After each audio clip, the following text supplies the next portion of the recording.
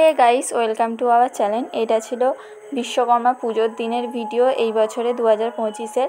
সেদিনকে সকাল সকাল আমি স্নান করে রেডি হয়ে নিয়েছিলাম পুজোর জোগাড় করবো বলে। এবছর আমাদের এখানেই পুজোটা হচ্ছিল।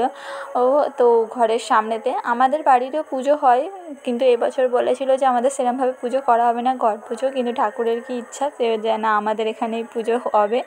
তো যাই হোক, তো সেই হিসেবে এখানে আমাদের ঘরের সামনে এখানে প্যান্ডেল করা হয়েছিল। অটো স্ট্যান্ডের পুজো এটা মেনলি, তো ওদের জোগাড় করার কেউ ছিল না, তো আমি ওই জন্য সব কিছু ওদের হেল্প করে দিয়েছিলাম। এদিকে ফল কাটা, তারপর পুজোর যাবতীয় সব জোগাড় করা, এই সবগুলো আমি সকালবেলা উঠে সব কিছু রেডি করে নিয়ে তারপরে যে চলে এসেছিলাম। আর ব্রাহ্মণমশাই তাড়াতাড়ি চলে এসেছিলো। আজকে ব্রাহ্মণমশাইকেও হাতাহাতি সব কিছু জোগাড় করে দিচ্ছিলাম, উনিও সব কিছু গুছিয়ে নিচ্ছিল।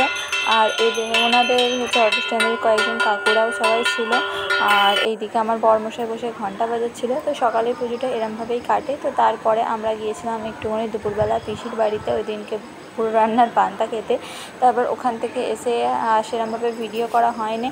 তারপরে সন্ধ্যেবেলা আবার এই যে এখানে ভোগের জোগাড় করে নিয়েছিলাম। এদিকে সুজিটাকে হচ্ছে একটু ঠান্ডা হতে দিয়েছিলাম, আর এদিকে লুচি, পটল ভাজা, বেগুন ভাজা, তারপরে আরও কুমড়ো ভাজা, আলু ভাজা, আর একটা কি ঝিঙে ভাজা, এই সবগুলো সব কিছু ভাজাভুজি মানে যেসবগুলো লাগে ভোগের সেগুলো জোগাড় করে নিয়েছিলাম। আর ফলটা অল্প করে কেটেছিলাম, কারণ কি সন্ধ্যেবেলা সেরকম লোকজন খুব একটা ছিল না ওই দিনকে। তো ওই জন্য আমাকে বলেছিল অল্প করে ফল কাটতে, ওই জন্য অল্প করে ফল কেটেছিলাম।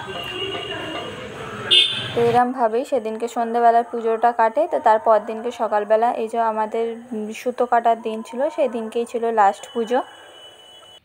আজকের ভিডিও এই পর্যন্ত। যদি ভিডিওটা ভালো লেগে থাকে অবশ্যই আমার চ্যানেলটাকে লাইক, শেয়ার অ্যান্ড সাবস্ক্রাইব করে দিও। সবাই ভালো থেকো, বাই বাই।